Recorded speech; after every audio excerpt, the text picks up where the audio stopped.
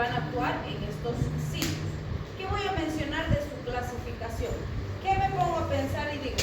Los colinomiméticos actúan, o la acetilcolina actúa en los receptores muscarínicos y en los receptores nicotínicos. Entonces, ¿cómo voy a clasificar a los anticolinéticos? Van a ser los antinicotínicos y los antimuscarínicos, porque bloquean los dos tipos de receptores. ¿Sí? Ya está. Ahora, sí, cuando quiero hacer una clasificación por origen, voy a tener algunas variantes interesantes. Porque de hecho, cuando hablamos del origen, tenemos las de origen natural y las sintéticas.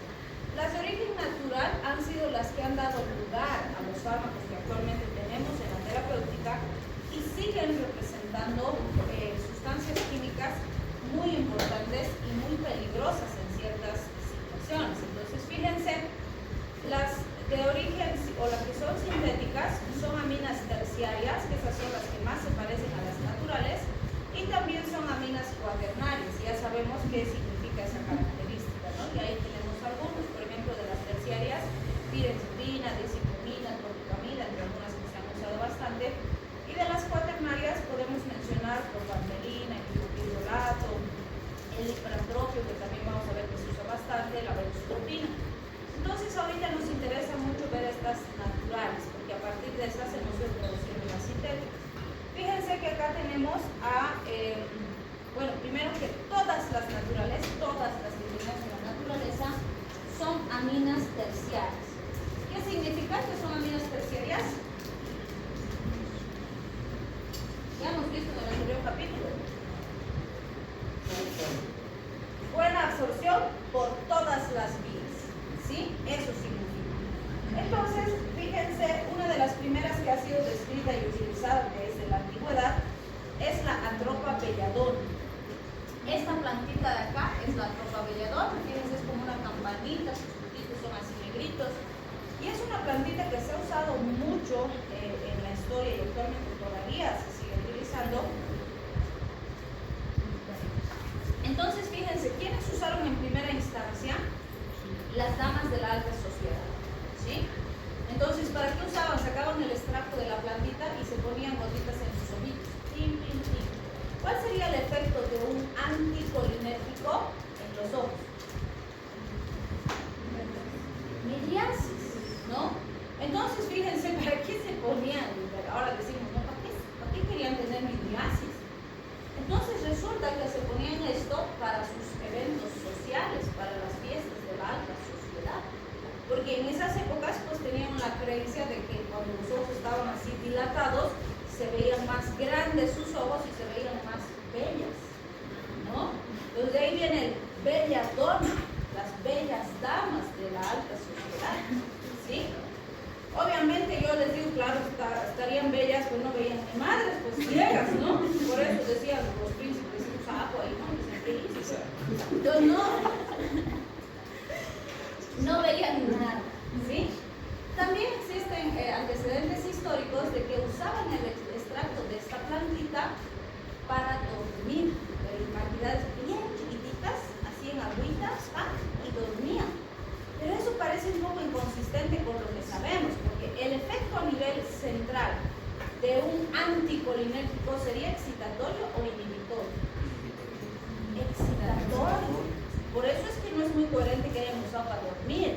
Pero ahorita vamos a ver unos detalles interesantes, porque normalmente es estimulante, ¿sí? Ahorita vamos a analizar.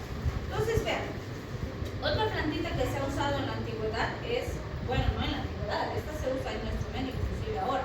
La Datura stramonium, esta campanita de acá, fíjense, son como campanitas moraditas, lilas, más o menos así, con un patito. Y la mata produce unas pepas como con espinos, así, ¿no? Y cuando se seca, se abre y bota sus pepitas. Esta planta, que se llama Datura stramonium, nuestra población la conoce como chamico, ¿sí? Esta plantita ya van a empezar, en teoría ya tiene que empezar la época de lluvia acá, ¿no? Cuando empieza a llover en Cocha, esta Datura stramonium crece en todo lado, ¿sí? Y van a ver, qué sé yo, si pilla una tierrita por aquí afuera, va a crecer en la jardinera del medio, va a crecer en los jardines, en cualquier lado van a ver creciendo Datura stramonium. Las campanitas son medianitas, más o menos accesibles. Probablemente ya visto el año pasado, todos los años crece. ¿Por qué? Porque su pepita necesita remojar una nochecita en agua de lluvia y al día siguiente ya está germinando. ¿Sí? Entonces germina súper rápido cuando llueve. Y cada año, como pues cuando llueve crecen un montón de plantas, se diseminan las pepitas y vuelve la siguiente estación de lluvia y otra vez crece. ¿Sí? Entonces, esta planta, nuestros campesinos usan, por ejemplo, cuando tienen problemas respiratorios. ¿Sí? Hacen un cucurucho con la hoja, le prenden fuego y inhalan. Y mejora su función respiratoria. ¿Cuál sería el efecto anticolinérgico en pulmón?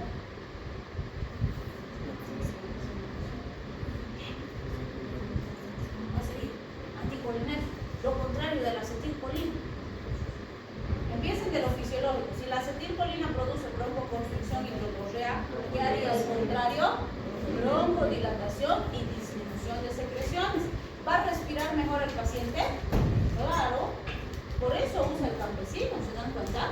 Él no sabe el mecanismo de acción, el principio activo, ¿no? Pero sabe que la hoja sí hace que respire mejor. ¿Sí? También usaban en la antigüedad para envenenar animalitos. A los perritos en el campo, no se olviden, crían perritos para que cuiden la casa, ¿no? Aquí nomás en la ciudad pues son nuestros perritos. ¿Qué va a estar cuidando? Ahí entra a dormir antes que nosotros, ¿no es? Pero en el campo no, que el perrito ahí cuida la casa, es el guardián, ¿no? Entonces cuando miraban una casa y querían entrarse a robar, ¿qué hacían? Uy, perros, hay que eliminar a los perros. Entonces metían las pepitas de estas plantas en pan, en carne, así lo metían y le daban al perrito y le lanzaban al cazar.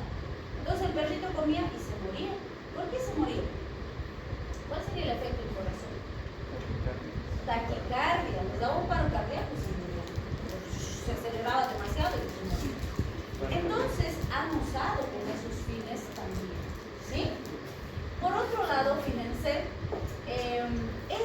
estas plantitas son la principal causa de intoxicaciones en pediatría en nuestro mundo. Porque en el campo los chiquis se crían así libres, ¿no? Salen tempranitos, desayunan y desaparecen por ahí. Llega mediodía y el papá y salen del campo. Y vienen a comer, ¿no? Y luego otra vez se pierden los enanos. ¿Verdad? Entonces, cuando el chiqui si juega en los sembradíos, rompe las anchorchas, pisotea los choclos, pucha, pues sus papás los sacuden, ¿no? Porque eso tiene que vender. Pero si agarra esta planta, rompe, juega las comiditas, los no le dicen nada, pues porque es una hierba, ¿sí? Entonces, como crece en todo lado, los chiquis juegan, sacan sus florcitas, juegan con eso, machucan sus hojitas, juegan a las comiditas, juegan guerritas con sus bolitas, se lanzan, todo hacen con la planta. Y esos chiquis llegan intoxicados, primero así como búhos, ¿no? A emergencia, y terminan así, te voy a matar. Está poseído, llamen al cura.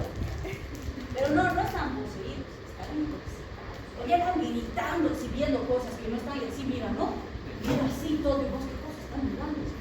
¿Qué estás viendo? Pero porque están alucinando, están viendo cosas que no existen, escuchando cosas que no existen, o llegan así como que se les ha subido algo así, ¿no? Porque esto en dosis altas produce, pero pues alucinaciones, psicoestimulación terrible, ¿sí? Entonces, esta es muy responsable de ese tipo de intoxicaciones. ¿Qué contienen estas plantas? Grandes concentraciones de atropina, también conocida como iosiamina, que es un anticolinérgico, ¿sí? Ahora, esta plantina, bueno, antes de esa vamos a hablar de esta. Este es el beleño, fíjense. Son unas campanitas así cingas, chiquitingas. Son bonitas porque sus hojitas parecen aterciopeladas, parecen orejitas de conejo. Así son esponjositas, peluditas parecen, ¿no? Entonces se usa en ornamentación. Cuando vas a las ferias de plantas, encuentras ahí beleño que te venden para adornar la casa.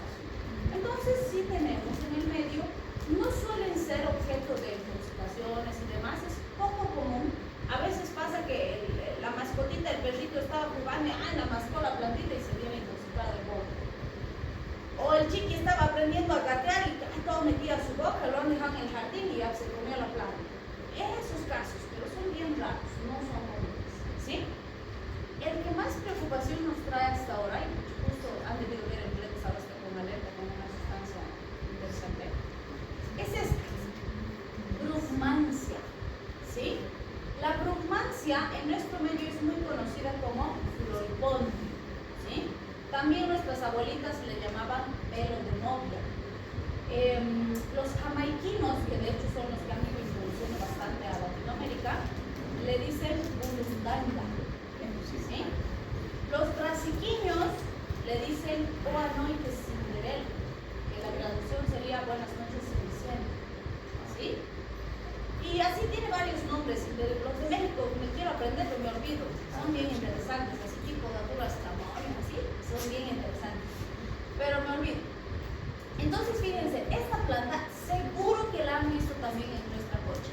Porque antes casi todas las casas tenían floripondio. O en la jardinera de afuera o en el jardín de adentro. Porque esta planta es tan linda que primero sus flores son asisotes, ¿no? Unas campanas asisotes. Segundo, hay de todo color. Hay blanco, hay tumbo, hay amarillo. Ay, el amarillo es hermoso. Hay rojo, hay lindos colores. Y todo el año florece. Así, llena la planta de sus campanas. Entonces, ornamental es una belleza de planta, ¿sí? ¿Cuál es el punto con esto? Cuando introdujeron los jamaiquinos, primero que ellos usaban mucho en sus rituales, ¿no? En los santeros, ellos trabajan con brujería y demás, para tener esas alucinaciones, que entre alucinaciones ellos tienen sus revelaciones y sus cosas así. Pero, cuando han introducido con fines delictivos, el punto es que estas sustancias, todas, en dosis pequeñitas, tienen el efecto opuesto. Hemos dicho que en dosis altas es alucinógeno, ¿no? En dosis pequeñita te produce sueño. Entonces, en dosis chiquitita lo planchas, ¿sí? Y ahí se reían, me contaba una de sus compañeras, me dice, doctora, con razón. Yo cuando iba a visitar a mi abuelita, iba a jugar con esas flores y me dormía todita la tarde. Ya sabes por qué. Toda la tarde se dormía, dice, ¿no? Y sí, nuestras abuelitas, por ejemplo, ¿qué les decían a las mamás cuando el niño no dormía, no quería dormir, qué sé yo? Decían, agarra una florcita de floripondio y ponle debajo de su almohada. Y verdad, se planchado, ¿no? ¿Por qué? Como son aminas terciarias, ¿se absorben por vía inhalatoria? Sí. ¿Por contacto con piel? Sí. ¿Por vía digestiva? También. Por todas las vías que te imagines. Entonces, si tú manipulas la planta, vas a tener absorción, ¿sí? Y con una manipulación así pequeña, la dosis va a ser pequeña. ¿Qué te va a producir? Sueño, ¿sí? Entonces, los jamaiquinos, ¿qué hacían? Preparaban con flores, con las raíces y demás, polvo. Entonces, manejaban en sus anillos así de chamán que tienen, ¿no? Y que se abre, ahí el polvito. O manejaban estos frasquitos que parecen los de maquillaje chiquititos. Entonces, cuando querían, qué sé yo, utilizar a alguien, se acercaban y le soplaban el polvito. ¿Qué haces si te soplan polvito? Te asustas, ¿no? Ay. Entonces, suficiente que has hecho el... Ya está, pues ya inhalaste. ¿Te das cuenta? O sea, el polvito te cayó a tu ojito, pues es conjuntiva, ya está, ya se absorbió para el efecto que necesitaban, que es sedación. ¿Sí? Y además tiene una característica que lo convierte en potencial peligro. De hecho, burundanga está en la lista de sustancias de sometimiento químico. ¿Sí? ¿Por qué? Es rápido, se absorbe fácil y además, aparte de la somnolencia, produce amnesia. ¿Qué quiere decir? Que la víctima no se va a acordar bien de los hechos, no va a ser capaz de reconocer claramente al agresor, al lugar, los hechos que han ocurrido durante el evento, la sustancia y demás. Entonces suelen usar mucho estas sustancias en violaciones, en robos, en ese tipo de situaciones, ¿sí? De hecho, siempre les contaba aquí un modus operandi que es común y que se usa mucho en nuestro medio. Algunos usan estas plantas, pero otros están usando otros también de otros grupos que vamos a ver en otros temas como las benzodiazepinas, pero sí usan. Por ejemplo, un modus operandi que se sube una señora al transporte público contigo, se sienta no sé qué, se hace la que estaba haciendo algo y te ha derramado algo en tu brazo. Ay, perdón, que no sé qué, que te ayuda a limpiar y vos te empieza a dar sueño. Yo siempre les digo, si alguien se duerme en el transporte público, nadie se extraña porque todos estamos ahí cabeceando. Mágicamente, las esquina despertamos justo a tiempo.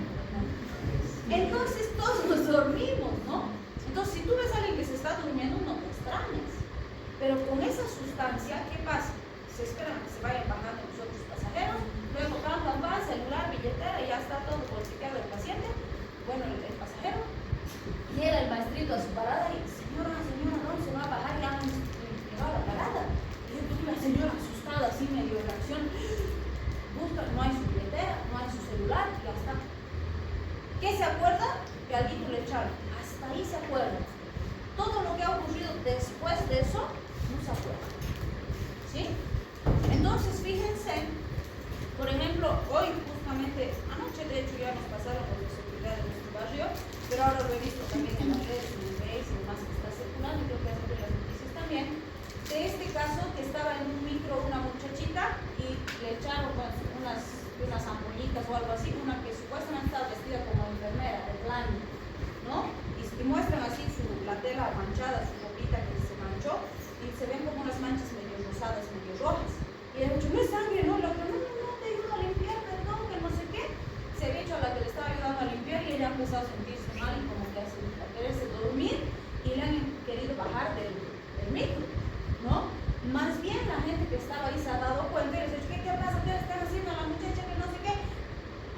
La han socorrido y no la han podido bajar, se ha bajado y se han corrido, ¿no?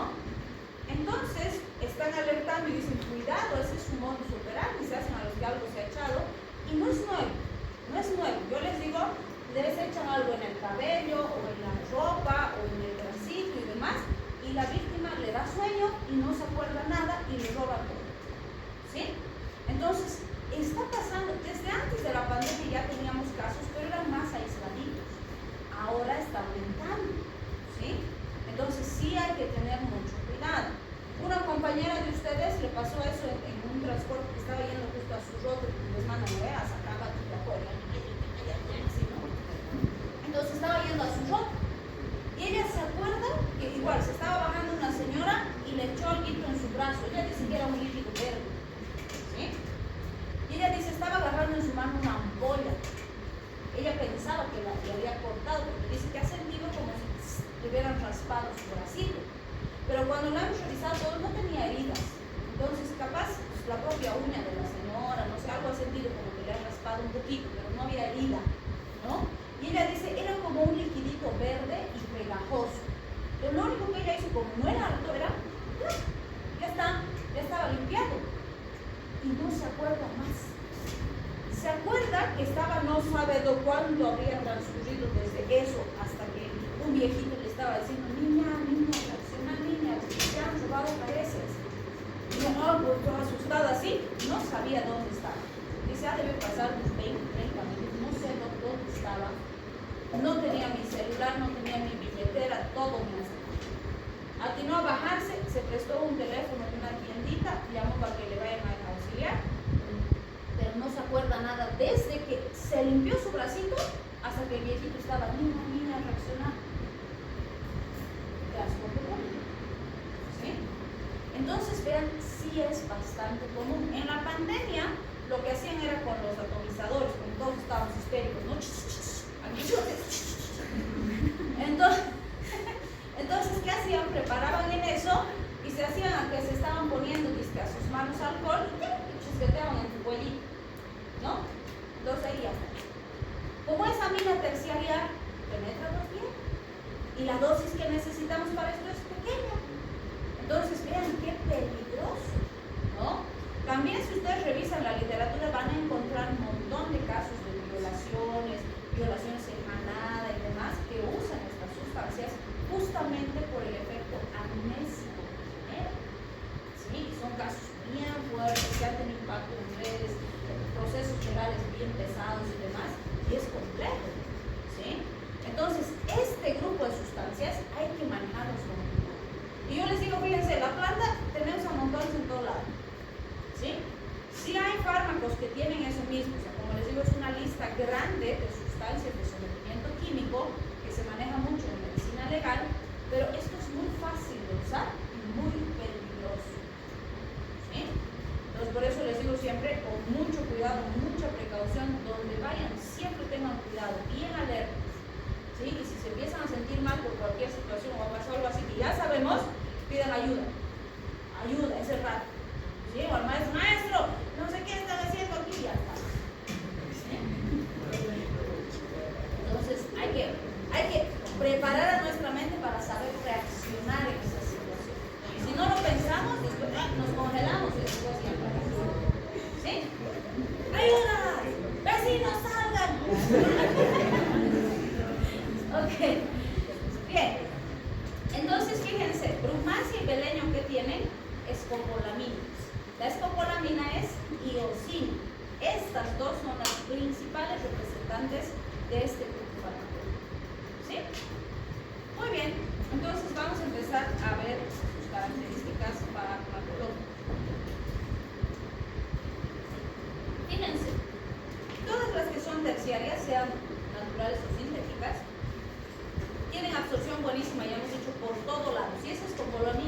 más todavía, por eso es que es una de las que más se usa.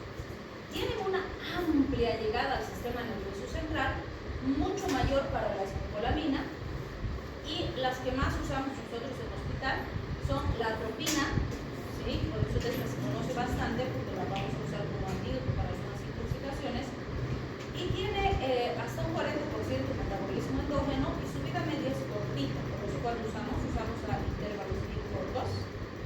Es un fármaco muy potente, muy peligroso, pero también muy útil para las intoxicaciones. Algo interesante es lo siguiente. ¿Para qué tipo de intoxicación creen que se puede usar atropina?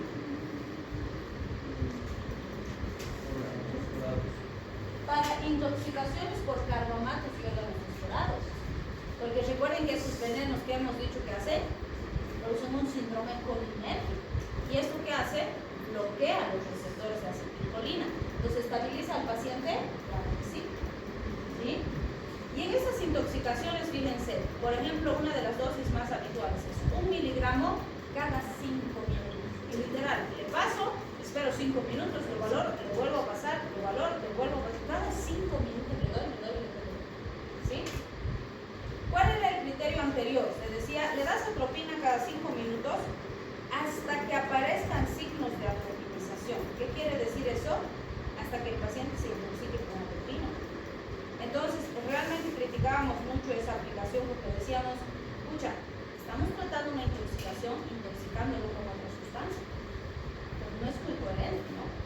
¿Por qué se intoxicaban los pacientes? Porque el parámetro que usábamos para decir, uy, ya no le den atropina, era la midriasis. Entonces le daban, pum, tenía midriasis y decía, uy, ya no le den atropina, pero ya estaba intoxicado. ¿Sí? Porque resulta que al ojo tarda más en penetrar, pero también tarda más en salir. Entonces, cuando se internaba en el ojo, ya no tenía efecto, más solo a esta hora, ¿no? Más para que no se salude.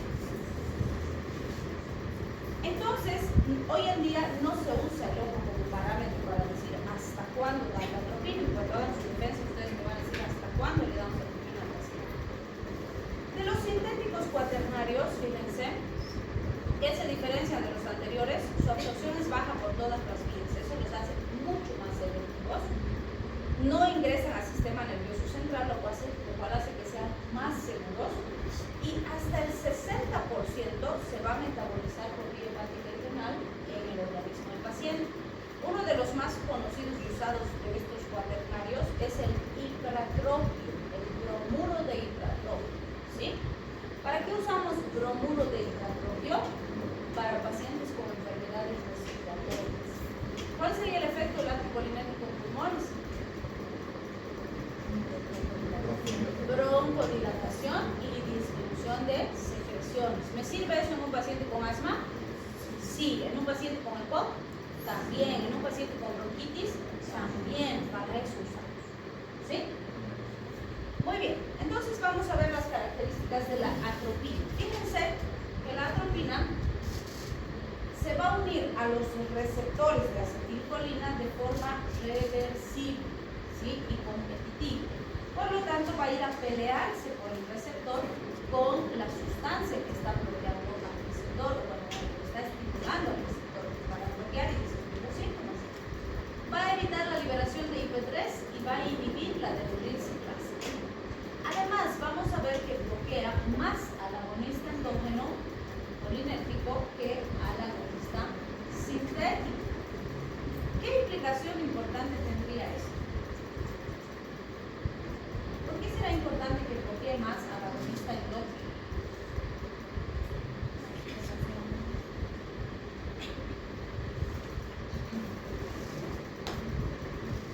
Eso hace que sea potencialmente útil en las intoxicaciones por carbamatos, órganos fosforados. ¿Por qué? ¿Qué hacen estos? Inhiben a la colinesterasa. ¿Qué tiene el paciente? Intoxicación por acetilcolina endógena. Su propia acetilcolina. Entonces, para estos es potencialmente eficaz, ¿sí? Porque es la propia acetilcolina la del paciente la que va a ir a bloquear. ¿Sí? Bien. No tiene efectos significativos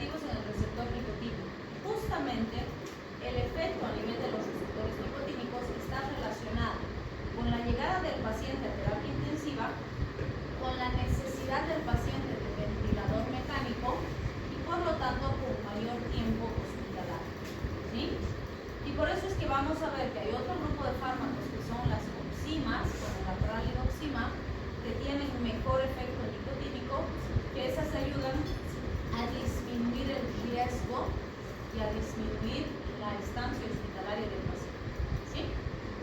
Bien, fíjense la sensibilidad. Los distintos tejidos, como tienen receptores de distintos tipos y de distinta cantidad, pues la sensibilidad de cada órgano y sistema es diferente. Resulta que las que tienen mayor sensibilidad son las glándulas salivales, sudoríparas y bronquiales. ¿Sí? Las que le siguen son el corazón y el músculo liso, y las que menos respuesta vemos, que es más lento, son las células parietales gástricas. Aquí siempre les pregunto lo siguiente: ¿cuáles de los efectos de un paciente intoxicado por acetilcolina ponen en riesgo su vida de forma rápida? O sea, ¿por cuál se puede morir más rápido el paciente?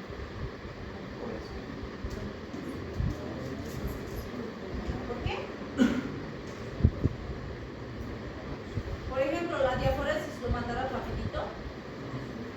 La incontinencia urinaria. La taquicardia puede ser. Taquicardia va a tener un paciente intoxicado con acetilcolina.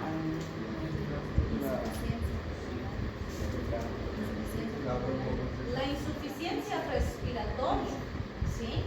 Puede ser un paro respiratorio. Y la bradicardia y la hipotensión puede hacer un paro cardíaco, ¿sí? Entonces, esos dos son los que tengo que corregir lo antes posible, porque por eso se puede complicar.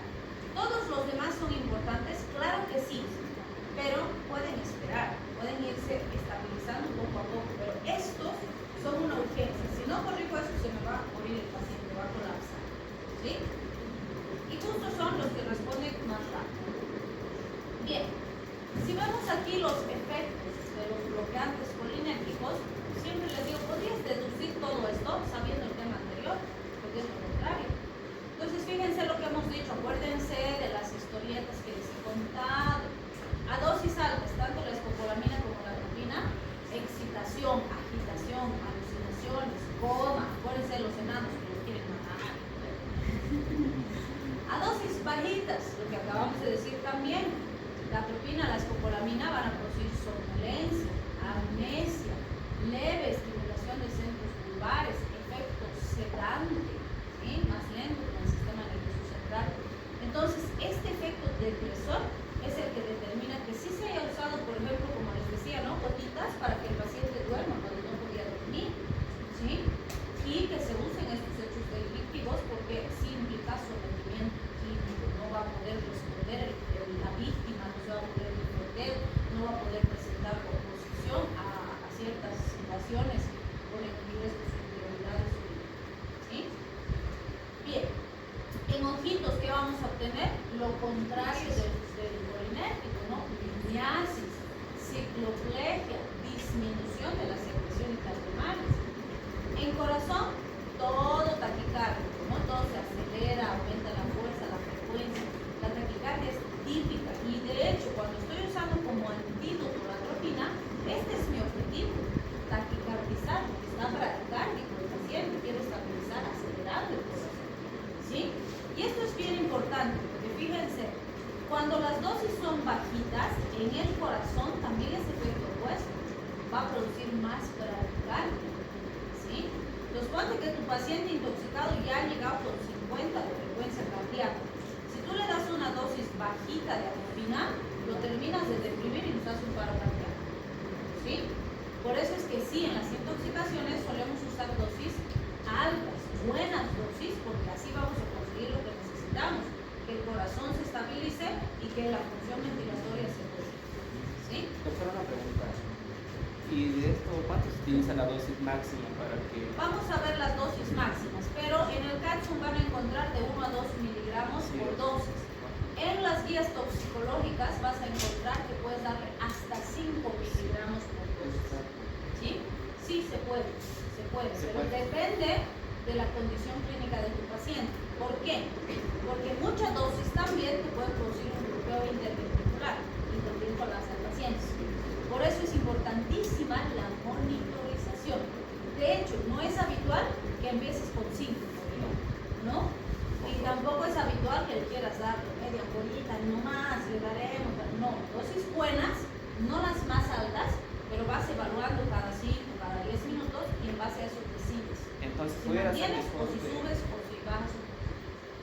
mejor entonces de 3 a 4, así puede ser intervalo. Puedes usar, esa ya es tu decisión. Tu decisión va a estar en relación a cómo está el paciente. ¿Sí? Bien, a nivel vascular, fíjense, puede haber vasoconstricción por un bloqueo de la vasodilatación mediada por un factor relajante derivado del endotelio, que en general no modifica la presión arterial. Pero si fuera una intoxicación, claro que sí vamos a modificar la presión arterial. ¿Sí? A nivel respiratorio, ya dijimos, broncodilatación, disminución de las secreciones. A nivel digestivo, disminución de las secreciones, todas, pero la que tarda más en responder es la secreción gástrica. ¿Sí? Y también tenemos disminución de la motilidad y el tono, por eso es que también se le considera como espasmolítico. ¿Por qué? Porque si está contrayendo, o sea, si el intestino duele, el paciente dice, tengo retortijones, ¿no? Y si tú relajas, disminuye el dolor asociado a eso. ¿Sí? Entonces, sí hay situaciones, de hecho, por ejemplo, la bromuro de dioxina, la escopolamina, se suele usar también como antiespasmódico en varios procedimientos postquirúrgicos. ¿Sí? A nivel genitourinario, ¿qué tenemos? Disminución de la motilidad y mejoría de tono de los esfínteres. Recuerden, el defusor se relaja, el trigo no se contrae. Entonces favorece la continencia urinaria. ¿Sí? En glándulas sudoríparas disminuye la sudoración. Recuerden que el paciente intoxicado con polinomiméticos va a llegar a diafurético, con ciaborrea, con opífora. Entonces este va a ir disminuyendo progresivamente esas condiciones. ¿Sí? Bien, cuando hablamos entonces de su aplicación clínica, aquí hacemos un pequeño resumen de las situaciones en las que podría servir. Después vamos a ir viendo las dosis. Entonces, por ejemplo, se ha usado en trastornos del sistema nervioso central como coadyuvante en enfermedad de Parkinson. Siempre les pregunto aquí, ¿cuál es el problema de un paciente con Parkinson?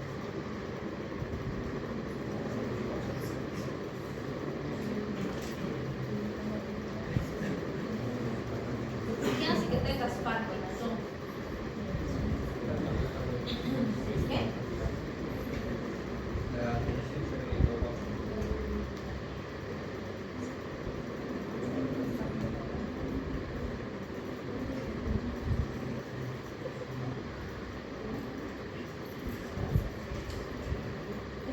¿Cuál es el problema en Parkinson? Deficiencia dopaminérgica. Los pacientes con Parkinson no tienen suficiente dopamina, ¿sí? Y a medida que va progresando la enfermedad, empeora el problema dopaminérgico. Entonces la pregunta es, si el problema del Parkinson es que no hay dopamina, lo habitual es que le demos L-Dopa, porque la L-Dopa se convierte en dopamina y la contraria dopamina que no tiene. Entonces, si yo les estoy diciendo que le voy a dar un anticolinérgico, ¿cuál sería la utilidad en Parkinson? Si el problema del Parkinson es la dopa.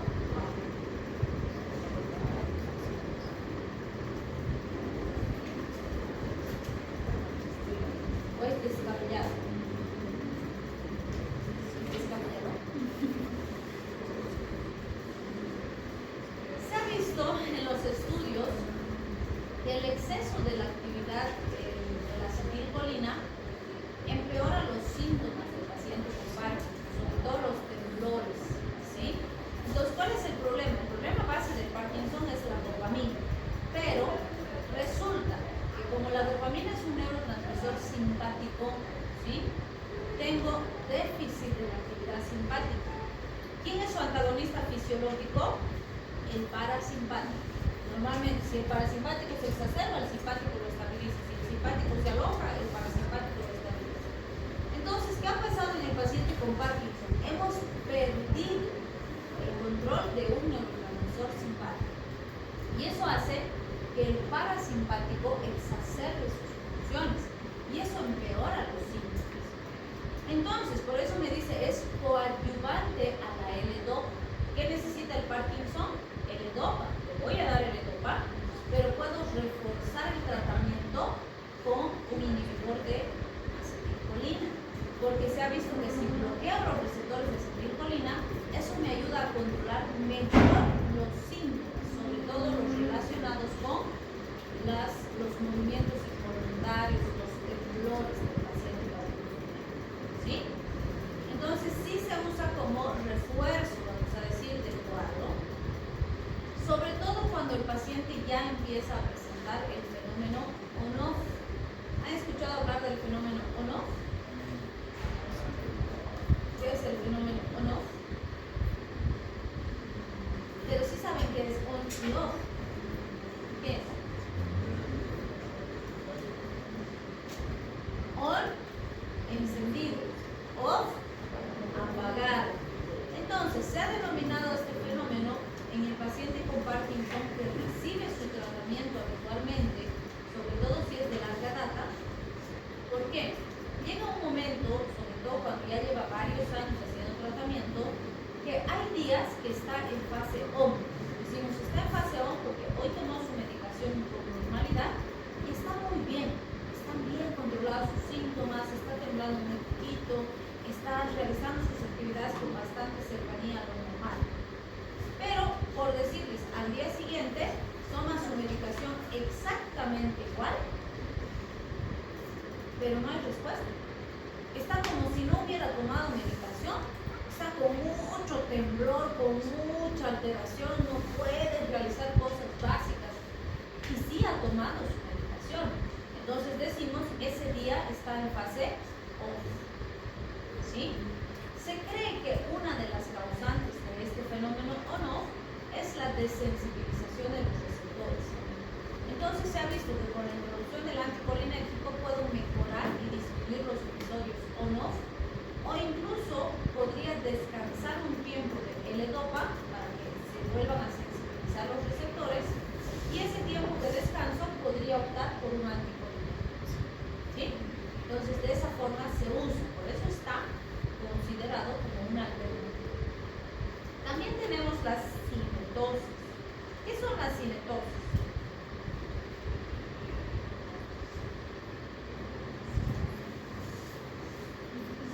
¿Qué sería una cinetosis?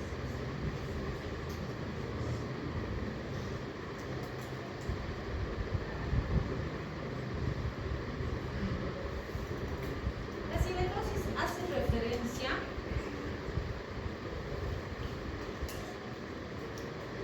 a mareos, una sensación de mareos, de náuseas, ¿sí? Que el paciente puede sentir, sobre todo cuando lo han operado o cuando tiene una laberingitis, ¿sí? Pero existe una situación de estas características. Entonces, por ejemplo, en los postquirúrgicos son muy comunes las cinetosis, ¿sí? ¿Y esas cinetosis qué pueden hacer? Que el paciente, pónganse que el paciente le han suturado su abdomencito porque lo han operado y ahora está vomitando intensa y profusamente. Primero que le va a doler un montón, y segundo que hasta se le pueden romper los músculos, ¿sí? Han habido casos de otras. Entonces, cuando tiene cinetosis después de las cirugías, les damos antieméticos para que no estén así vomitando. Y pues el butilbromuro de dioxina, la escopolamina, es uno de los que se usa bastante como antiemético, ¿sí? Bien, también tenemos, por ejemplo, en el estudio oftalmológico. ¿Han hecho ya estudio de fondos de glucemia? ¿Qué tal? ¿Facilito? ¿Han logrado mirar lo que dice el oftalmólogo? ¿Han visto la retina y toda su vascularización y sus linfáticos y todo? O sea, yo no sé si mira. Ah, sí, sí, claro, por supuesto.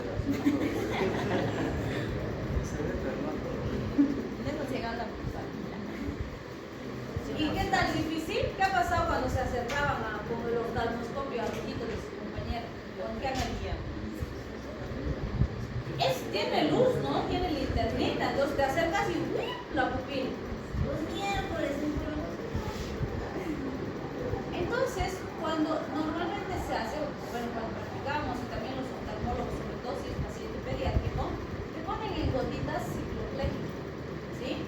Pin, gotita, mildriasis, y se paraliza ahí la pupila. Entonces ahí te acerques, no te acerques con luz igual, va a estar ahí abierto. Entonces el oftalmólogo experto agarra, en 5 segundos mira todo lo que tiene que mirar. Nosotros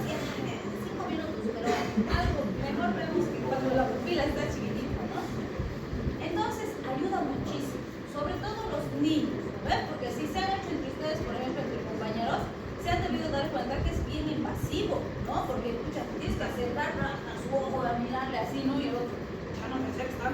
Entonces, para el paciente es incómodo, ¿no? Pero ya el adulto se queda, pues quietito, se aguanta y te ayuda. Pero el chiquín, uy, se va a mover, va a hacer arte, va a agarrar al prostopio, no sé qué. Entonces, si es más rápido, es mejor. Entonces, si está dilatadita la pupila, más fácil, ¿sí? La otra aplicación es esta, la prevención de adherencias en uveitis y en iritis. ¿Qué son las adherencias? De hecho, en general, toda la población latina tiene más tendencia a formar adherencias que el resto de las razas, ¿sí? Las adherencias son tejido fibroso que se forma en lugares que han sufrido manipulación, ¿sí? Por ejemplo, si a una mamá le han operado una cesárea, le han cortado aquí, han abierto y no sé qué, han cerrado pared y demás, su siguiente hijito lo más probable es que tenga que nacer por cesárea, por riesgo, ¿no es cierto? Entonces van a ingresar por el mismo sitio, ¿sí? Y cuando ingresan ahí se van a encontrar con un tejido fibroso, así como telarañas, que está ahí todo duro, como cicatrices, ¿sí? Porque cuando han entrado la primera vez, han cortado, han manipulado, ha sanado así como tejido cicatricial, como telarañas, ¿sí? Entonces van a tener que cortar para volver a ingresar, ¿sí? Si solo está ahí el tejido fibroso, las adherencias, no pasa nada, porque bueno, pues esa zona no estoy usando para nada, ¿no? Entonces ahí se va a quedar. Pero a veces esas adherencias, por ejemplo, pueden estrangular alguna víscera, ¿ve? Lo pueden estrangular al intestino, por ejemplo, si es que han operado abdomen, qué sé yo, puede agarrar y jalarlo el intestino, por ejemplo, ¿sí? Me va a generar obstrucciones. Puede estrangularlo al ovario, o sea, puede hacer varias cosas si es que está en tejido que no debería estar, porque es como si se fuera a producir una cuerda por ahí que me va a ahorcar al tejido. Entonces, imagínense el ojito que es tan chiquitito, tan delicadito, sus herramientitas quirúrgicas son bien chiquititas, ¿no? Entonces, imagínense a un pacientito que lo hemos operado, le hemos quitado una carnosidad o le hemos hecho una cirugía láser o alguna cosa así. Imagínense que se formen adherencias. Pucha, le pueden comprometer la visión y se arruina para la cirugía que hemos hecho, ¿sí? Entonces, los oftalmólogos dicen, en cualquier procedimiento oftalmológico, las 48 horas post-quirúrgicas son claves para la curación. Esos 2 días el paciente se tiene que cuidar al máximo, ya después no hay mucho problema. Entonces, para que no esté el paciente ahí manipulando, moviendo su ojo y demás, le dejan parchado, pues, ¿sí? Tapado el ojo, ¿sí? Pero el paciente chinchí ahí con su ojo parchado, está ahí, a ver, mi pestaña me toca el parchecito, que no sé qué, a ver si puedo mirar, y está ahí moviendo su ojo. Entonces, para que no esté haciendo eso, lo paralizamos su ojo. Bien, gotita, quieto va a estar. Aunque él quiera mover, no va a poder mover, y como está tapado, no pasa nada, ¿sí? Entonces, usamos también en estas situaciones para prevenir cualquier complicación asociada a adherencias. A nivel respiratorio no hay donde perderse, ¿no? Para asma, EPOC, bronquitis, hemos dicho, por la broncodilatación y la disminución de las secreciones. Y en preanestesia se usa para intubar al paciente. ¿Ya han practicado intubación? Cuando practiquen en el maniquí van a ver que no es tan difícil en el maniquí, pero el maniquí te ayuda. En el paciente tienes que meter el laringoscopio y tienes que hacer fuerza con este brazo y hacia arriba, no hacia el frente. Si hacia el frente lo dejas sin dientes al paciente, con los dientes. Entonces hacia arriba. Y con tu otra mano vas a agarrar el tubo con la guía y vas a introducir, y tienes una visión así chiquitita, tienes que localizar el sitio, te puedes ir hacia la vía digestiva si no ves bien. Entonces no es tan sencillo, hay que ejercitar, ¿sí? Y en el paciente vivo, ¿por qué es peor? Porque cuando tú empiezas a manipular, la mucosa reacciona y empiezan a haber muchas secreciones y se llena de secreciones. Y las secreciones no te dejan ver, pucha, por dónde tenemos que entrar, que no sé qué. Y teóricamente deberías tardar en intubar al paciente 16 segundos. Si no intubas en 16 segundos, deberías oxigenarlo bien y volver a intentar. Y no tardar más de 16 segundos. Entonces, ahí se utiliza en aspersor para disminuir las secreciones y que tengas mejor visibilidad y puedas realizar el procedimiento más rápido, ¿sí? En trastornos cardiovasculares, sí, cuando había, por ejemplo, pacientes con infartos de miocardio, algo que les genera una descarga vagal y ¡boom!, baja de golpe el gasto cardíaco, era el dolor intenso que sentían. Entonces se usaban estos para subir la frecuencia y estabilizar al paciente, ¿sí? Y a los síncopes vagales, esto también pasaba en las damas de la alta sociedad, porque usaban así sus gargantillas súper hermosas con piedras y demás, porque eran pesadas, y como eran ajustaditas, entonces les iban comprimiendo las carótidas, y ¡pum!, se desmayaban. Entonces se usaban estos para que reaccionen, ¿no? Pero hoy en día pues ya no se ve, las fantasías son livianitas, ya no hay ese tipo de situaciones, ¿no? Bien, en trastornos gastrointestinales se ha usado en úlceras pépticas y pues hipermotilidad intestinal, aunque hay un poquito aquí de discusión. Algunos dicen sirve porque disminuye las secreciones y eso va a ayudar a que se revitalice la mucosa, pero no se olviden que primero el efecto en las secreciones gástricas es más lento, ¿sí? Segundo, algunos dicen, al disminuir las secreciones, cuando ya empieza a producirse el efecto a nivel gástrico, también vamos a tener disminución de las secreciones, las prostaglandinas y demás, que permiten la revitalización de la mucosa gástrica, y eso es contraproducente. Entonces, algunos dicen que sí sirve y otros que no sirve tanto. De hecho, no son nuestra primera alternativa, pero sí se podría utilizar. En los trastornos urinarios, fíjense, la cistitis, las evacuaciones involuntarias neurológicas, los espasmos post-prostatectomía y las incontinencias en ancianitos. Vale decir, todos estos pacientes tienen incontinencia urinaria, ¿sí?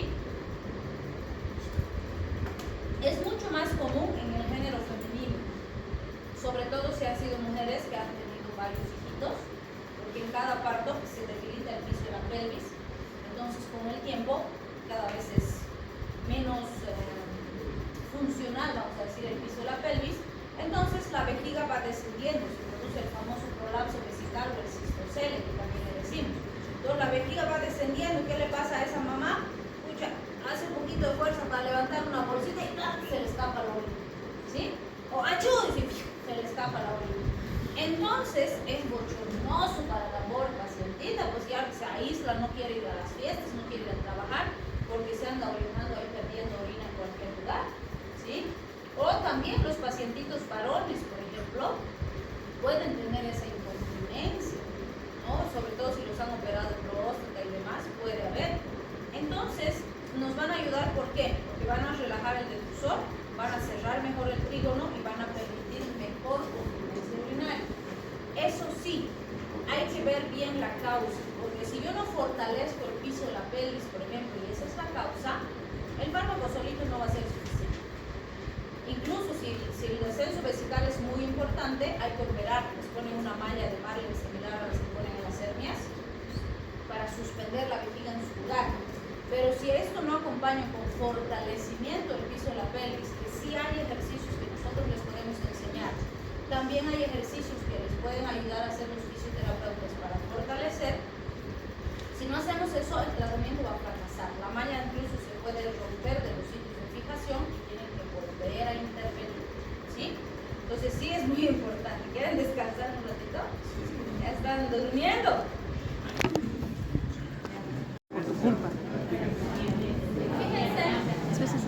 Como hemos dicho, una de las aplicaciones principales de la rutina es cuando el paciente tiene intoxicaciones por polinomiméticos, ya sean de acción directa o de acción indirecta. Entonces, por ejemplo, intoxicaciones por insecticidas, como hemos visto, carbamatos o los saturados, intoxicaciones por hongos, hay varias setas silvestres y demás que contienen cantidades importantes de polinomiméticos y los pacientes si consumen o están en contacto se intoxican. Y también intoxicaciones por gases, como hemos visto, sarín, soman, que son gases neurotóxicos peligrosos. ¿Qué hacemos entonces cuando hay una intoxicación muscarínica en el paciente? Le damos atropina. Entonces, como decíamos al principio, la dosis que maneja Capsum es de 1 a 2 miligramos por vía intravenosa y puedo darle cada 5 o cada 15 minutos. En las guías toxicológicas, como les decía, sí te van a poner que puedes darle hasta 5 miligramos, ¿sí? Y puede ser de 5 hasta 20 minutos los intervalos, ¿no? En base a la severidad del cuadro del paciente, decidirás la dosis y el intervalo más apropiado para cada paciente, ¿sí?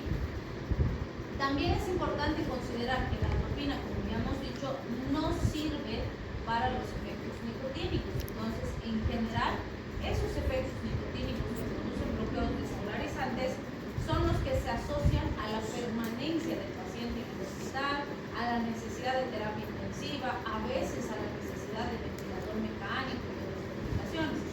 Entonces, para tener mejor eficacia, se ha buscado alternativas y tenemos este otro grupo de fármacos que se llaman regeneradores de colinesterasa.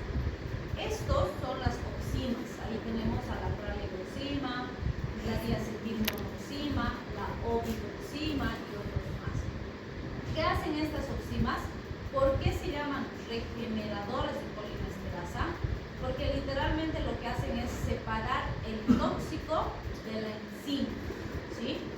Entonces, fíjense, la pralidoxima es más eficaz en las placas neuromusculares y la diacetilmonoxima más eficaz en el sistema nervioso central. Pero, ¿qué pasa si yo separo el tóxico de la enzima? Esa acetilcolinesterasa que se va a liberar del tóxico va a poder ir a metabolizar acetilcolina, a destruir acetilcolina, tanto en el receptor muscarínico como en el receptor nicotínico. Y justamente como la atropina no tiene acción aquí en los receptores nicotínicos, esta sí va a poder estabilizar la función nicotínica del paciente. Y por eso es que me puede servir para esa estabilización, ¿sí? La desventaja es que oximas en Bolivia no existen, no llegan a nuestro país. Por lo tanto, en Bolivia usamos básicamente atropina para manejar a esos pacientes porque no hay oximas. Pero siempre les digo, algún rato vamos a tener, entonces tienen que saber usar, ¿sí? Otras aplicaciones que se consideran las que podrían ser útiles estos fármacos anticolinérgicos son, por ejemplo, las hiperhidrosis, donde el paciente tiene una sudoración excesiva y nos pueden ayudar a disminuir esa sudoración y controlar el cuadro. Sin embargo, las hiperhidrosis no siempre responden bien, hay que buscar las causas, ¿no? Porque a veces sí se estabiliza bien, pero a veces no pasa nada, depende mucho de qué está causando el trastorno. Y bueno, en cualquier situación donde tenemos exceso de anticolinesterasas, también nos van a ayudar a estabilizar al paciente. Bien, ¿qué pasa si mi paciente se intoxica con este anticolinérgico? Esto le va a pasar, ¿sí? Entonces decimos, bueno, hay un mnemotécnico semiológico que nos ayuda a recordar todo esto. ¿Qué dice el mnemotécnico? Dice, ciego como murciélago, seco como hueso, rojo como remolacha y loco de remate, ¿sí? Y con eso me acuerdo todo lo que le va a pasar a un intoxicado con atropina. Fíjense, ciego como murciélago, ¿por qué? Porque va a estar con midriasis y no ve nada, pues. Está así como búho y no ve nada, ¿no? Entonces por eso dice ciego como murciélago, ¿sí? Seco como hueso y rojo como remolacha, o algunos dicen rojo como betabel, hace referencia a lo mismo. ¿Qué va a pasar con las secreciones? Todas están inhibidas, no hay saliva, no hay sudoración, no hay lágrimas, todas las secreciones están inhibidas. Entonces el paciente pierde su termorregulación. ¿Qué pasa con su temperatura corporal? Empieza a subir, subir, subir, subir, y eso hace que se ponga caliente y rojo, ¿sí? Entonces por eso es seco como hueso y rojo como remolacha, ¿sí? Y loco de remate, acuérdense cómo llegan los niños que les he dicho, ¿no? Entonces sí, el paciente está loquito, está viendo cosas que no existen, escuchando cosas que solo él escucha, alucinándose, está con una alteración terrible de ese desarrollo. Por eso decimos loco de remate, o algunos libros dicen loco por mojado, pero hace referencia a lo mismo. Entonces, ¿qué va a tener el paciente? Fíjense, con ese mnemotécnico he descrito todo: boca seca, midriasis, piel caliente y roja, agitación, delirio, hipertermia, ¿sí? La fiebre atropínica de los niños se le ha dado esa denominación particular porque no se olviden que los niños son mucho más sensibles al calor, a la fiebre.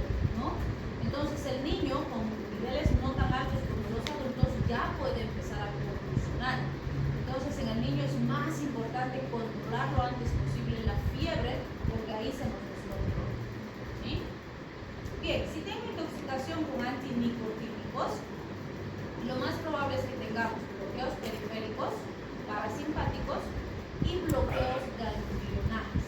¿Sí? Que no se olviden que los nicotínicos tenemos en el simpático y en el parasimpático.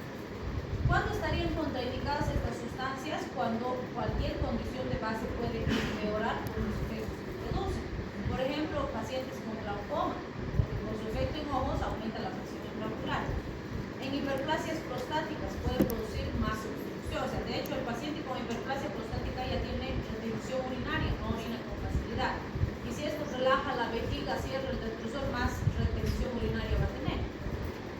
Y bueno, las úlceras gástricas es relativo, como les había dicho, algunos dicen que sirven para tratar las úlceras gástricas y otros dicen que las pueden empeorar. Entonces, riesgo-beneficio. Bien, aquí tenemos los bloqueantes ganglionares y siempre les digo, estos son más para conocimiento general. Fíjense, teníamos varios que lo que hacen es, como son ganglionares, estamos hablando de receptores nicotínicos. Como hemos dicho, los nicotínicos están en el simpático y en el parasimpático. Entonces teníamos, por ejemplo, tetretilamonio, hexametonio, decametonio, que al ser cuaternarios tenían mala absorción por toda la célula. Teníamos aminas secundarias como la mecamilamina, que es una de las que más se ha usado, y al ser secundaria tiene más absorción todavía que las terciarias.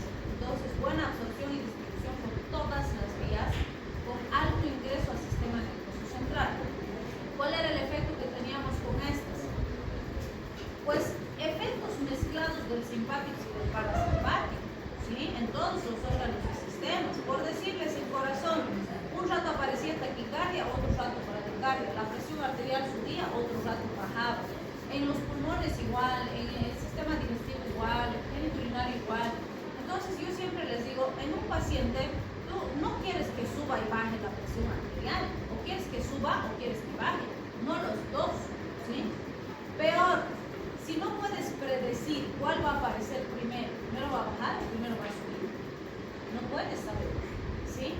Entonces, por el hecho de ser tan poco selectivo y aparecer dualidad de respuestas, y que además esas respuestas no se podían anticipar y cuantificar, se han dejado de utilizar estos bloqueantes ganglionares.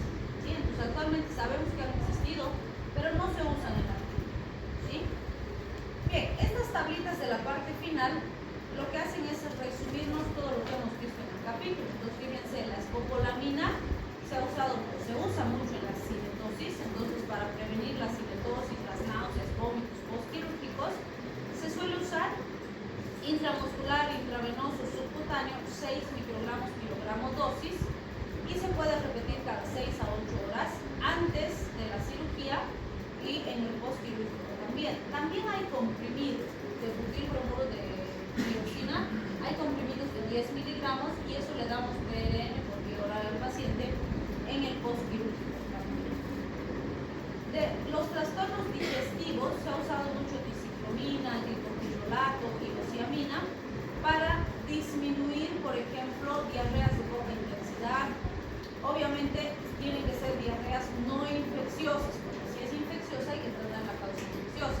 Pero, por ejemplo, pacientes con síndrome de colon irritable o con algún otro trastorno que le está generando diarrea pero no es infeccioso, puedo contener eso relajando el peristaltismo y cerrando los esfínteres, ¿sí?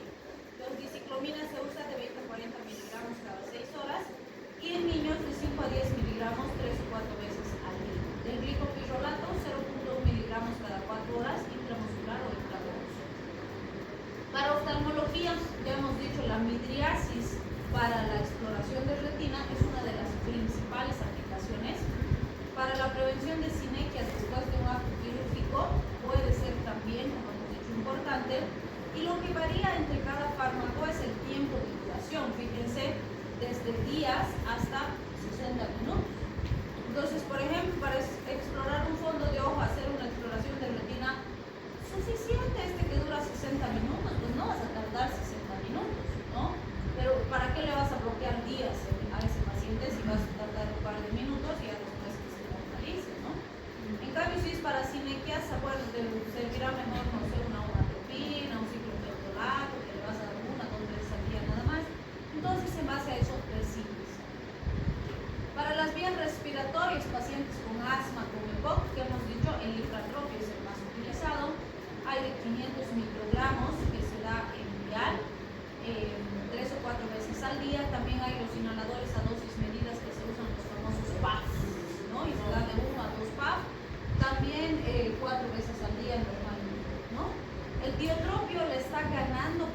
similaridad al ibratropio. ¿Por qué? El tiotropio se usa una sola vez al día, de 18 a 20 microgramos, una sola dosis diaria. Entonces es más fácil para el paciente cumplir una vez que 4 veces al día, pero además tiene mayor selectividad respiratoria, no tiene mucho efecto cardíaco, en cambio el ibratropio sí. Y si tengo, por ejemplo, un paciente que tiene asma, hipertensión, entonces más seguro el tiotropio, porque me va a actuar bien el pulmón sin afectar la parte cardiovascular, ¿sí? O tengo un paciente con EPOC y con bronquitis, con EPOC y con insuficiencia cardíaca, entonces ahí mejor el tiotropio, ¿sí? Bien, si hablamos de las vías urinarias, fíjense, la oxiglutinina es una de las que se está usando mucho en incontinencias de urgencia, en espasmos postquirúrgicos, 10 miligramos día en los adultos y de 0.1 a 0.4 miligramos día en niños. Aquí un tip bien importante: cualquier paciente pediátrico que ha empezado, por ejemplo, a tener relajación de esfínteres, digamos que se ha empezado a hacer pipí en la cama, y ya era un niño que controlaba bien los esfínteres, siempre sospechen violencia, ¿sí? Que puede ser violencia psicológica, violencia física, violencia sexual. Algo ha pasado con esa guaguita para que empiece a relajar esfínteres. No es algo normal, ¿sí? Y a veces ese puede ser el único salvavidas, porque si no después no la contamos. No se olviden que están pasando cosas terribles. Entonces, siempre que vean esto de incontinencia urinaria, busquen la causa, ¿sí? De ninguna manera es normal que un paciente tenga incontinencia. Puede haber violencia por medio, no la vamos a resolver nosotros, pero haciendo la denuncia al personal pertinente podemos salvar la vida inclusive de ese paciente, ¿sí? Bien, y en las intoxicaciones por colinérgicos dijimos la atropina, ahí está, de 1 a 5 cada 5-20 minutos. Muy importante, no se olviden que la atropina es antídoto de la acetilcolina, porque antagoniza el receptor colinérgico, pero no está antagonizando al carbamato o al órgano texturado de forma directa. A ellos no les está haciendo nada. En cambio, la pralidoxima sí es un antídoto real del veneno, porque va a ir a separar el veneno de la enzima, ¿sí? ¿Cómo se usa la pralidoxima? En adultos normalmente de 1 a 2 gramos, ¿sí? Como dosis inicial, y después le voy a pasar cada 4, cada 6 horas, y para las siguientes dosis puedo mantenerle esa dosificación o puedo bajar entre 300 y 600 miligramos por dosis. Pero cada vez que le pase, le voy a pasar en infusión lentita, que va a durar unos 30 a 60 minutos, y eso voy a repetir las veces que necesite. Para los niños de 20 a 40 miligramos por kilogramo, muy importante con la pralidoxima, que como es regeneradora de enzima, solamente sirve antes de que se produzca el envejecimiento del receptor. ¿Se acuerdan que dijimos que era el envejecimiento del receptor?